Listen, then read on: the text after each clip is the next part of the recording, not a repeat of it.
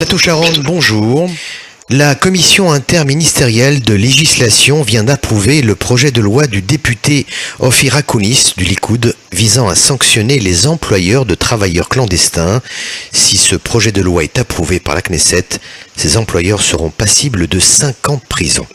Quelle est votre réaction? Oui, bonjour Simon et bonjour à tous. Eh bien, vous savez, d'abord 5 ans de prison, je trouve que c'est un petit peu élevé, faut pas exagérer, faut rester cohérent.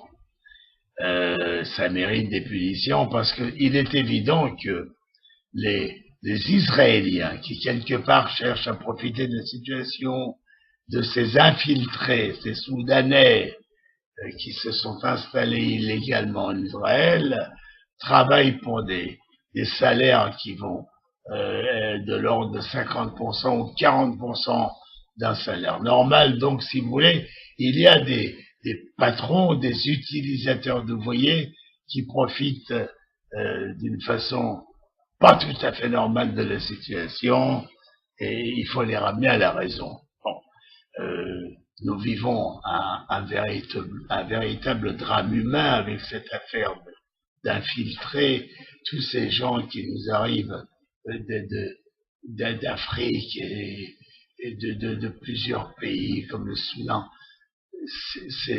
C'est terrible sur le problème humain. Ces gens sont totalement désaxés, complètement perdus. Bon. Mais néanmoins, il nous en est arrivé comme ça, on parle de 100 000, 200 000, on a plus de contrôle puisque tous ces gens sont rentrés illégalement en Israël. Alors maintenant, on a commencé à mettre en place des systèmes pour les renvoyer dans des régions calmes d'Afrique parce que, comme je l'ai dit à plusieurs reprises, nous ne pouvons pas accueillir toute la misère du monde. Voilà.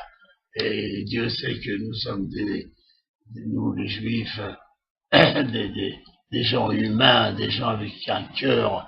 Nous sommes des enfants, des gens qui ont subi la Shoah. Donc on sait ce que c'est toute cette misère humaine. Mais néanmoins, on est obligé d'agir. On va les aider. Ceux qui ne pourront pas partir vont être mis dans des camps. C'est pas des camps de concentration que Dieu nous garde, c'est des camps où ils seront sous contrôle. On peut pas accueillir des gens sans savoir. Ils n'ont pas de papier d'identité. Ils peuvent être des envoyés d'Al-Qaïda ou du Hamas. Ils peuvent être des terroristes qui vont monter des opérations contre Israël. Bon, il faut qu'on agisse. On n'a pas le choix. On a le dos au mur. On est plein de sentiments, plein d'humanité, mais il faut qu'on agisse. Il faut qu'on fasse de l'ordre. Voilà. Alors, eh bien voilà, vous parlez de cette loi qui est déposée par un député, finalement, qui a raison. Eh bien, il faut punir, il faut donner des 6 mois, des 1 an de prison à des gens qui continuent à employer ces gens-là. Il ne faut pas aider à accentuer le malheur dans notre pays. Voilà. Eh bien, j'espère que cette nouvelle loi va servir. J'espère que les premières actions, si vous voulez, musclées de notre gouvernement va payer. On leur donne à tous un peu d'argent. Quand on les renvoie, finalement, on pleure un peu avec eux, mais la vie est là, avec ses contingences, sa brutalité, et il faut que nous la subissions et que nous la fassions subir à des gens qui, quelque part, mettent en péril nos existences aussi. Voilà. Alors espérons que tout ça va bien finir. Espérons surtout que les Africains, dans certaines régions d'Afrique, vont devenir plus généreux, plus calmes, plus positifs,